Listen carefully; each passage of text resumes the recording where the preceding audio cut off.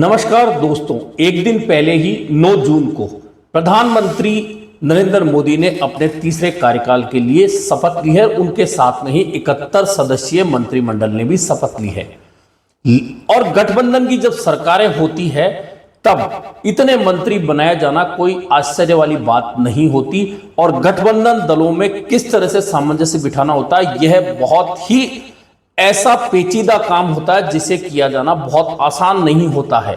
और यही कारण है कि शपथ लेने वाली सरकार के अगले दिन ही यदि कोई इस्तीफे की बात सामने आ जाए या मंत्री पद छोड़ने की बात सामने आ जाए तो इसे कितनी बड़ी पेचीदा मुहिम कह सकते हैं, मुश्किल कह सकते हैं कि आखिरकार जो सरकार गठबंधन दल की बनी है वह इस तरह से कितने दिन चल पाएगी। यह बात इसलिए आई है कि केरल से भाजपा के एकमात्र सांसद बने हैं सुरेश गोपी, जो दक्षिण के फिल्म सितारे भी हैं। उनकी तरफ से बात आई कि मैंने फिल्में साइन की हुई हैं और मैंने मंत्री पद नहीं मांगा था, मैं जल्दी ही इससे फ्री होकर अपनी फिल्मों को पूरी करना चाहता हूं। यह बात सामने आई और थोड़ी देर बाद में कहीं ना कहीं हलचल मची। उसके बाद यह बात खत्म हुई और खुद सुरेश गोपी ने कहा कि यह सब मीडिया और सोशल मीडिया की शोशेबाजी है, मैंने ऐसा कुछ नहीं कहा है। जबकि यह खबर तमाम मीडिया चैनलों पर भी चल चुकी थी। यह तो बात हुई एक इस्तीफा आने की या मंत्री पद छोड़ने की जो बीजेपी के सांसद ने की थी। लेकिन इसके अलावा अब परेशानियों का पहाड़ कहां से टूटकर शुरू होगा, यह देखना बहुत अलग बात है। दरअसल जो गठबंधन दल है, सबसे पहली नाराजगी अजीत पवार, जो एनसीपी अजीत पवार गुट के नेता हैं, उनकी तरफ से आई। दरअसल उन्होंने कैबिनेट मंत्री की इच्छा जताई थी, लेकिन उनकी पार्टी को कैबिनेट मंत्री नहीं देकर राज्य मंत्री का पद दिया जा रहा था, तो उन्होंने स्पष्ट रूप से वह पद लेने से मना कर दिया और एनसीपी के किसी भी मंत्री ने शपथ नहीं ली। यह पहले दल की नाराजगी सामने आई थी।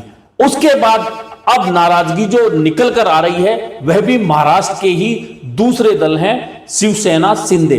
7 उनके एमपी जीतकर आए हैं लोकसभा में और उनकी इच्छा थी कि उन्हें एक कैबिनेट मंत्री पद दिया जाए। लेकिन बात होने के बाद जब शपथ हुई तो राज्य मंत्री स्वतंत्र प्रभार एक पद शिवसेना शिंदे गुट को मिला है। और आज शिवसेना शिंदे गुट के नेताओं ने अपनी नाराजगी जता दी है कि हमें कैबिनेट मंत्री पद की दिए जाने की बात थी, चर्चा थी, लेकिन हमें राज्य मंत्री स्वतंत्र प्रभार दिया गया है, इससे हम खुश नहीं हैं। यानी कि कुल मिलाकर यह दूसरा दल है जो नाराजगी जता चुका है। लेकिन सबसे महत्वपूर्ण बात तो अब है, दरअसल सबसे बड़ा गठबंधन का जो दल है वह है आंध्र प्रदेश से आने वाली टीडीपी, जिसके 16 लोकसभा सांसद इस बार जीतकर आए हैं। और भाजपा का चुनाव पूर्व आंध्र प्रदेश में भी टीडीपी के साथ गठबंधन था।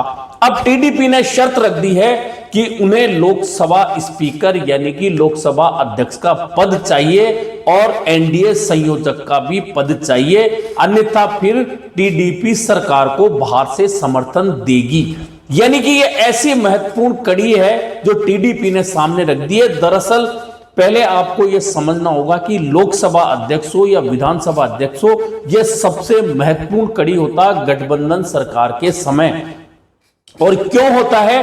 क्योंकि यदि किसी पार्टी के सांसद तोड़े जाते हैं, किसी पार्टी को तोड़कर 2 टुकड़े किए जाते हैं, उस समय सदन में उस पार्टी को अलग ग्रुप को, अलग गुट को मान्यता देना या उन्हें अयोग्य ठहराना अध्यक्ष के हाथ में होता है। और अब चूंकि गठबंधन सरकार है और 2014-2019 की सरकारों को जिन्होंने देखा है, समझा है, वे तमाम दल जानते हैं कि यदि लोकसभा अध्यक्ष का पद भाजपा के पास रहता है और 2014-2019 में जिस तरह से भाजपा ने प्रदेशों में हो या लोकसभा में हो या राज्यसभा में जिस तरह से दूसरे दलों को तोड़ा है, ऐसे में यदि अब भी लोकसभा का पद उनके पास रहा तो हमारे दलों में से तोड़ फोड़ करी जाएगी और फिर वो जो सांसद हमारी पार्टियों से टूट के जाएंगे उन्हें लोकसभा अध्यक्ष मान्यता अलग गुट के रूप में दे देंगे। ऐसे में मोदी सरकार बहुमत जुटाने के लिए सब कर सकती है। ऐसे में टीडीपी ने यह शर्त रख दी है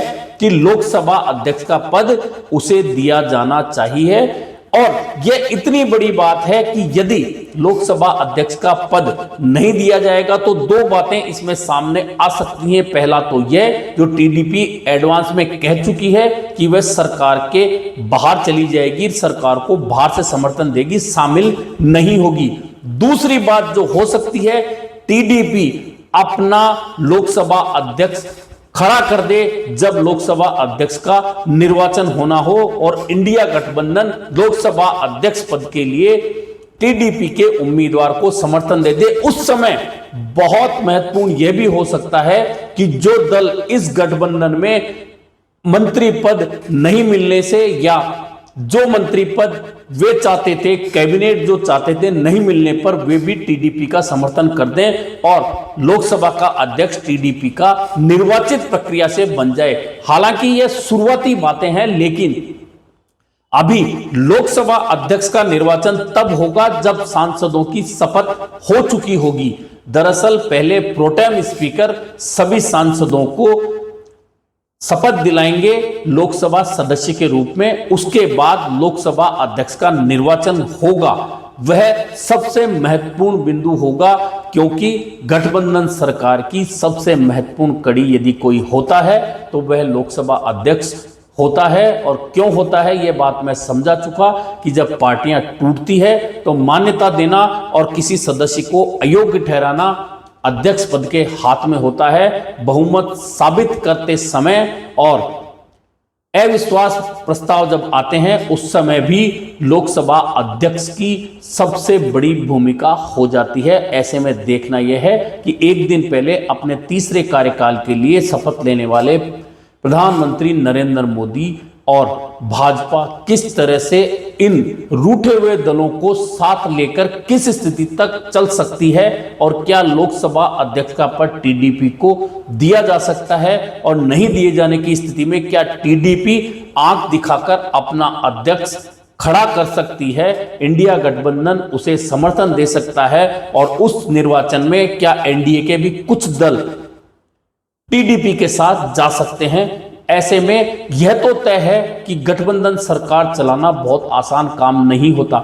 मंच से यह भाषण देना बहुत आसान काम होता है दूसरे गठबंधन के लिए कि ठग बंधन है, यह बंधन है, लेकिन आज 38 पार्टियों को साथ लेकर एनडीए गठबंधन की सरकार चलाने वाले प्रधानमंत्री नरेंद्र मोदी को इस बात का एहसास जरूर हो गया होगा कि गठबंधन की सरकार चलाना कितनी खांडे की धार पर चलने जैसा होता है। अब देखिए कि इन नाराजगियों के बीच में जब लोकसभा अध्यक्ष का निर्वाचन होगा, उसके बाद में जब सरकार का कामकाज शुरू होगा, तब देखा जाएगा कि आखिरकार यह गठबंधन की सरकार जो अब तक मनमोहन सिंह या चंद्रशेखर या गुजराल या वीपी सिंह और अटल बिहारी वाजपेयी जैसे नेताओं ने चलाई थी, वैसी सरकार क्या अब प्रधानमंत्री के तौर पर नरेंद्र मोदी भी चला पाएंगे। आज के लिए इतना ही, फिर मिलेंगे नए मुद्दे पर चर्चा के साथ।